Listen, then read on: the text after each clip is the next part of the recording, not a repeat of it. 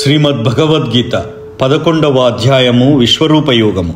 అర్జునుడు పలికెను, ఈ పరమ రహస్యమైన ఆధ్యాత్మిక విషయములను గురించి నీవు కరుణతో నాకు చేసిన ఉపదేశాలను వినడం ద్వారా ఇప్పుడు నా మోహము తొలగిపోయింది.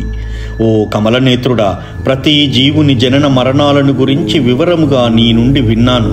నీ అవ్యయమైన మహిమలను అనుభూతము చేసుకున్నాను. ఓ పురుషోత్తమా, ఓ పరమేశ్వర, నీవే స్వయంగా వర్ణించినట్లు నీ నిజమైన స్థితిలో నా ఎదుట నిన్ను ఇక్కడ చూస్తున్నప్పటికీ ఈ జగత్తులోకి నీవు ఏ విధంగా ప్రవేశించావో నేను చూడగోరుతున్నాను. నీ యొక్క ఆ రూపమును నేను చూడాలని అనుకుంటున్నాను. హే ప్రభు యోగేశ్వర, నీ జగద్రూపమును చూడడానికి నేను సమర్థుడనని నీవు తలిస్తే దయచేసి ఆ అపరిమితమైన విశ్వరూపమును నాకు చూపవలసింది. శ్రీకృష్ణ భగవానుడు పలికెను, ఓ అర్జున పాండుకుమార, లక్షలాదిగా ఉన్నట్టి నానా రకాల దివ్యమైన పలు రంగులతో కూడిన రూపములని నా విభూతులను ఇప్పుడు చూడు. ఓ భారతులలో శ్రేష్ఠుడా, ఆదిత్యులను, వసువులను, అశ్విని కుమారులను, సమస్త ఇతర దేవతలను ఇక్కడ చూడవలసింది. ఇంతకు పూర్వము ఎవ్వరూ చూడని వినని పలు అద్భుతమైన విషయాలను కాంచవలసింది. ఓ అర్జున, నీవు చూడగోరేదంతా నా ఈ దేహంలోనే తక్షణమే చూడు. ఇప్పుడు నీవు చూడగోరే దేనినైనా, భవిష్యత్తులో నీవు చూడాలనుకునే దేనినైనా ఈ విశ్వరూపము నీకు చూపుతుంది. కదిలేవి కదలనివి సమస్తము పూర్తిగా ఇక్కడ ఒకే చోట ఉన్నాయి. కానీ ఈ ప్రస్తుత నేత్రాలతో నీవు నన్ను చూడలేవు. అందుకే నీకు నేను దివ్యమైన నేత్రాలను ఇస్తున్నాను. నా యోగ ఐశ్వర్యాన్ని చూడు. సంజయుడు పలికెను, ఓ రాజా, మహాయోగేశ్వరుడైన భగవానుడు ఆ విధంగా పలికి తన విశ్వరూపమును అర్జునునికి ప్రదర్శించాడు. అర్జునుడు ఆ విశ్వరూపంలో అనేక ముఖాలను, అనేక నేత్రాలను, అనేక అద్భుతమైన దృశ్యాలను చూశాడు. ఆ రూపము పెక్కు దివ్యమైన ఆభరణాలతో అలంకరించబడి ఎత్తబడిన పెక్కు దివ్య ఆయుధాలను కలిగి ఉన్నది. అతడు దివ్యమైన పూమాలలను, వస్త్రాలను ధరించి ఉన్నాడు. పెక్కు దివ్య గంధాలు అతని దేహానికి పూయబడి ఉన్నాయి. అంతా ఆశ్చర్యంగాను, ప్రకాశమానముగాను, అపరిమితముగాను, సర్వవ్యాపకముగాను ఉన్నది. ఆకాశంలో లక్షలాది సూర్యులు ఒకేసారి ఉదయిస్తే వాటి కాంతి ఆ విశ్వరూపంలోని పరమ పురుషుని తేజమును పోలుతుంది. ఆ సమయములో అర్జునుడు పలు వేలాదిగా విభజింపబడినప్పటికీ ఒకే చోట నెలకొని విశ్వపు అనంతమైన రూపాలను భగవంతుని విశ్వరూపములో చూడగలిగాడు. అప్పుడు అర్జునుడు దిగ్భ్రాంతి చెంది విస్మితుడై రోమాలు నిక్కబొడుచుకోగా తల వంచి నమస్కరిస్తూ చేతులు జోడ్చి భగవంతుణ్ణి ప్రార్థించడం మొదలుపెట్టాడు.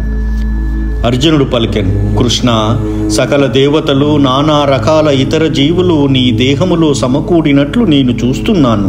కమలములో కూర్చున్నట్టి బ్రహ్మను, అట్లే శివుణ్ణి, సమస్త ఋషులను, దివ్య సర్పములను నేను చూస్తున్నాను.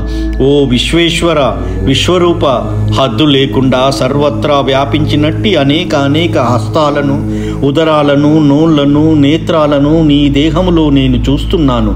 నీలో అంతము గాని, మధ్య గాని, ఆది గాని నేను చూడలేకపోతున్నాను. జ్వలించు అగ్నిలాగా లేదా అపరిమితమైన సూర్యకాంతిలాగా అన్ని దిక్కులలో ప్రసరిస్తున్న తేజోమయమైన కాంతి కారణంగా నీ రూపమును చూడడం అతి కష్టంగా ఉన్నది. అయినా పెక్కు కిరీటములతో, గదలతో, చక్రములతో శోభితమైన ఈ తేజోమయ రూపమును నేను సర్వత్రా చూస్తున్నాను. నీవే పరమ ఉత్కృష్టమైన ఆది లక్ష్యానివి. ఈ సమస్త విశ్వానికి నీవే చరమ ఆధారానివి. నీవు నశించని వాడవు. నీవు సనాతనుడవు. నీవే నిత్యమైన ధర్మమును పోషించే దేవదేవుడవు. ఇది నా అభిప్రాయము. నీవు ఆది, మధ్య, అంతము లేకుండా ఉన్నావు. నీ మహిమ అనంతంగా ఉన్నది. నీవు అసంఖ్యాకమైన బాహువులను కలిగి ఉన్నావు. సూర్య చంద్రులే నీ నేత్రాలు. నీ నోటి నుండి జ్వలించే అగ్ని వస్తున్నట్లుగాను, నీ తేజముతో ఈ సమస్త విశ్వమును తప్పింపచేస్తున్నట్లుగాను నిన్ను నేను చూస్తున్నాను. నీవు ఒక్కడివే అయినా ఆకాశమును, సకల లోకాలను, వాటి మధ్య ప్రదేశమును వ్యాపించి ఉన్నావు. ఓ మహాత్మా, ఈ అద్భుతము భయంకరము అయిన రూపమును చూసి సకల లోకాలు కలత చెందాయి. దేవతా సమూహాలన్నీ నీ ఎదుట శరణాగతులై నీలో ప్రవేశిస్తున్నాయి. వారిలో కొందరు ఎంతో భయపడిన వారై చేతులు జోడ్చి స్తుతులు చేస్తున్నారు. ఋషుల సమూహాలు, సిద్ధపురుషుల సమూహాలు శాంతి అని పలుకుతూ వేద మంత్ర గానము ద్వారా నిన్ను ప్రార్థిస్తున్నారు. శివుని సమస్తమైన రూపాలు, ఆదిత్యులు, వసువులు, సాత్యులు, విశ్వే దేవతలు, ఇరువురు అశ్వినులు, మరుత్తులు, పితృదేవతలు, గంధర్వులు, యక్షులు, అసురులు, సిద్ధపురుషులు నిన్ను ఆశ్చర్యంతో చూస్తున్నారు.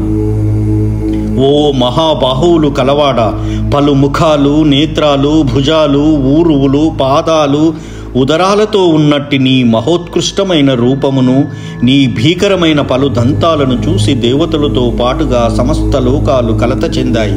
వారిలాగానే నేను కూడా కలత చెందాను. ఓ సర్వవ్యాపక విష్ణు, పలు తేజోమయమైన రంగులతో ఆకాశాన్ని తాకుతున్న నిన్ను, నీ తెరుచుకున్న నోళ్లను, నీ ఘనమైన వెలిగే నేత్రాలను చూసి నా మనస్సు భయంతో కలత చెందింది.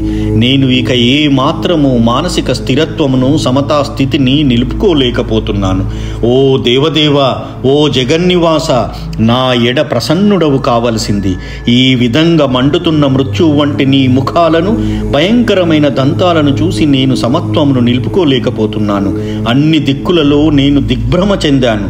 తమకు సంబంధించిన రాజులందరితో పాటుగా ధృతరాష్ట్రుని పుత్రులందరూ, ఇంకా భీష్ముడు, ద్రోణుడు, కర్ణుడు, మా ప్రముఖ యోధులు కూడా నీ భీకరమైన నోళ్లలోకి వేగంగా ప్రవేశిస్తున్నారు. వారిలో కొందరు తమ తలలు నీ దంతాల మధ్య చూర్ణమై చిక్కుపడడం నేను చూస్తున్నాను. నదుల యొక్క పలు తరంగాలు సముద్రంలోకి ప్రవేశించినట్లుగా ఈ మహాయోధులందరూ నీ నోళ్లలోకి ప్రవేశించి మండుతున్నారు. జ్వలించు అగ్నిలోకి వినాశానికై శలభాలు ప్రవేశించే రీతిగా జనులందరూ అత్యంత వేగంగా నీ నోళ్లలోకి ప్రవేశించడం నేను చూస్తున్నాను. ఓ విష్ణు, నీ మండే నోళ్లతో అన్ని దిక్కులలో జనులందరినీ నీవు మృంగివేస్తున్నట్లు నేను చూస్తున్నాను. సమస్త విశ్వమును నీ తేజస్సుతో కప్పివేసి నీవు భయంకరమైన తీక్షణ కిరణాలతో ప్రకటమయ్యావు. ఓ దేవదేవ, ఇంతటి భీకర రూపంలో ఉన్నట్టి నీవెవరో నాకు చెప్పవలసింది. నేను నీకు నమస్కరిస్తున్నాను. దయచేసి నా ఎడ ప్రసన్నుడవు కావలసింది. నీవు ఆది దేవుడవు. నీ కార్యమేమిటో నాకు తెలియదు కనుక నిన్ను గురించి నేను తెలుసుకోవాలని కోరుతున్నాను. శ్రీ భగవానుడు పలికెను, లోకముల మహా వినాశకారి అయిన కాలమును నేను జనులందరినీ నశింపజేయడానికే నేనిక్కడికి వచ్చాను. పాండవులు తప్ప ఇరువైపులా ఇక్కడ ఉన్నట్టి సైనికులందరూ చంపబడతారు. అందుకే లేచి యుద్ధ సన్నద్ధుడవై కీర్తిని గడించు. నీ శత్రువులను జయించి సమృద్ధవంతమైన రాజ్యమును అనుభవించు. నా ఏర్పాటు వారు ఇదివరకే మరణించారు. ఓ సవ్యసాచి, యుద్ధములో నీవు కేవలము పనిముట్టువు కావలసింది. ద్రోణుడు, భీష్ముడు, జయద్రథుడు, కర్ణుడు, ఇతర మహాయోధులు ఇదివరకే నాచే నశింపజేయబడ్డారు. అందుకే వారిని వధించు, కలత చెందకు. కేవలము యుద్ధము చెయ్యి. యుద్ధములో నీ శత్రువులను నీవు జయిస్తావు. సంజయుడు ధృతరాష్ట్రునితో పలికెను, రాజా, భగవంతుని ఈ మాటలను విన్న తరువాత అర్జునుడు వణుకుతూ పదే పదే చేతులు జోడ్చి నమస్కరించాడు. గద్గద కంఠంతో అతడు భీతితో శ్రీకృష్ణునితో ఇలా పలికాడు. అర్జునుడు పలికెను, ఓ హృషీకేశ, నీ నామమును విని జగత్తు ఆనందభరితమవుతున్నది. ఆ విధంగా ప్రతి ఒక్కరూ నీ పట్ల అనురక్తులవుతున్నారు. సిద్ధగణము నీకు గౌరవంతో నమస్కరిస్తున్నా రాక్షసులు భయంతో అటూ ఇటూ పరిగెడుతున్నారు.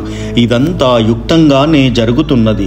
ఓ మహాత్మా, బ్రహ్మకన్నను గొప్పవాడ, నీవే ఆది సృష్టికర్తవు. అటువంటప్పుడు వారెందుకు నీకు నమస్కరించరు? ఓ అనంతుడా, దేవదేవా, జగన్నివాస, నీవు అజేయమైన మూలానివి, సర్వకారణ కారణుడివి, ఈ భౌతిక సృష్టికి అతీతమైన వాడివి. నీవు ఆది దేవుడవు, పురాణ పురుషుడవు, ఈ జగత్తుకు చరమ ఆశ్రయ స్థానమువు. నీవు సమస్తము ఎరిగిన వాడవు, తెలియవలసిన సమస్తము నీవే. గుణాతీతుడవైన నీవే పరమశరణ్యుడవు. ఓ అనంతరూప, ఈ సమస్త జగత్తు నీచే ఆచరించబడింది.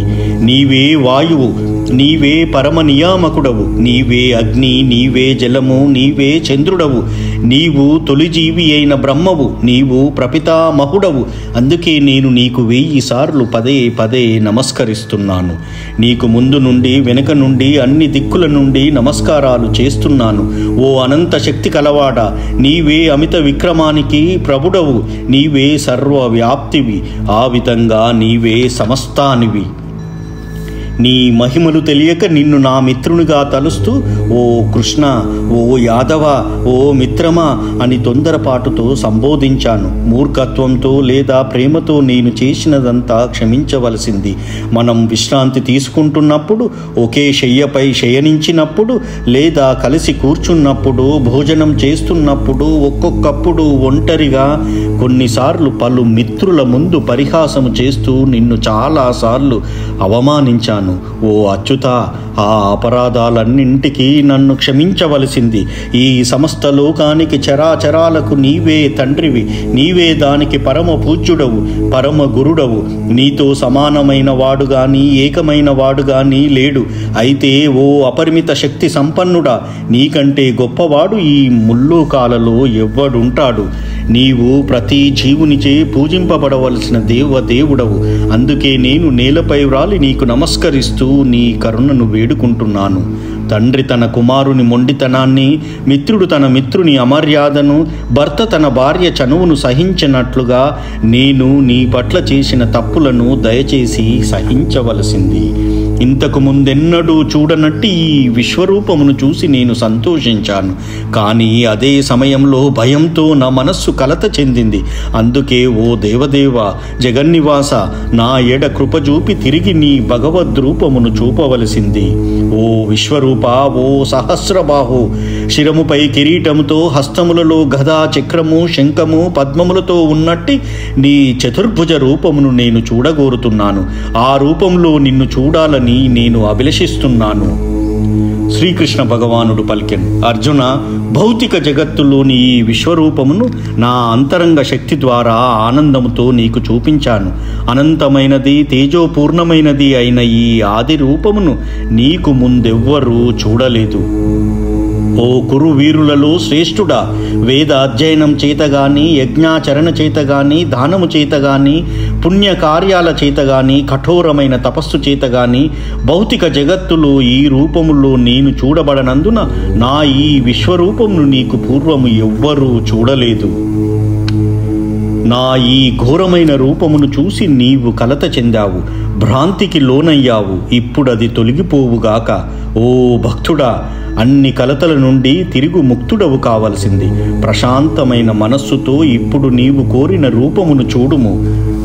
సంజయుడు ధృతరాష్ట్రునితో పలికెను. దేవదేవుడైన శ్రీకృష్ణుడు ఈ విధంగా అర్జునునితో పలికి తన నిజమైన చతుర్భుజ రూపమును ప్రదర్శించి చివరకు తన ద్విభుజ రూపమును చూసి ఆ విధంగా భీతుడైన అతనిని ధైర్యపరిచాడు. ఆ విధంగా అర్జునుడు శ్రీకృష్ణుణ్ణి అతని మూల రూపములో చూసినప్పుడు ఇలా అన్నాడు, ఓ జనార్దన, అత్యంత సుందరమైన ఈ మానవుని వంటి రూపమును చూసి ఇప్పుడు నా మనస్సు శాంతించింది. నేను నా సహజ స్వభావమును తిరిగి పొందాను. శ్రీకృష్ణ భగవానుడు పలికెను, అర్జున, ఇప్పుడు నీవు చూస్తున్న నా ఈ రూపము చూడడానికి దుర్లభమైనది. ఎంతో ప్రియమైనట్టి ఈ రూపమును చూసే అవకాశమును దేవతలు కూడా నిత్యము కోరుకుంటారు. నీ దివ్య నేత్రములతో నీవు చూస్తున్న రూపము వేద అధ్యయనం చేయగాని, కఠోరమైన తపస్సు చేయగాని, దానము చేయగాని, పూజ చేయగాని అర్థము కాదు.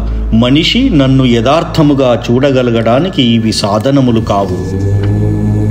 అర్జున, కేవలము అనన్య భక్తి ద్వారానే నీ ముందు నిలబడినట్లుగా నేను యథార్థముగా అర్థమవుతాను. ఆ విధంగా ప్రత్యక్షంగా చూడబడతాను. కేవలము ఈ రకంగానే నీవు నా అవగాహన రహస్యాలలోకి ప్రవేశించగలుగుతావు. ఓ అర్జున, కామ్యకర్మలు, మానసిక కల్పనమనే కల్మశాల నుండి విముక్తుడై నా విశుద్ధ భక్తియుత సేవలో నెలకొనేవాడు, నా కొరకే కర్మ చేసేవాడు, నన్నే తన జీవిత పరమ లక్ష్యంగా చేసుకునేవాడు, ప్రతి జీవుని ఎడ మైత్రితో ఉండేవాడు నిశ్చయంగా నన్ను చేరుకుంటాడు. శ్రీమద్ భగవద్గీతలోని విశ్వరూప యోగము అనే 11వ అధ్యాయము సమాప్తము. జై శ్రీరామ్.